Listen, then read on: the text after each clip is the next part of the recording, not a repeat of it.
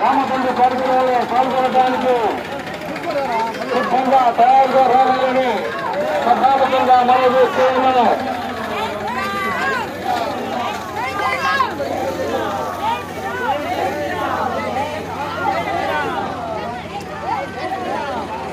చూడండి, ఒక ప్రాంతానికి ఎక్కువగా వర్షాలు పడుతూ ఉన్నాయి. నేను ఎక్కడ పోయి వర్క్ అట్లా పట్టుకున్నా ఫాస్ట్ వెళ్ళు.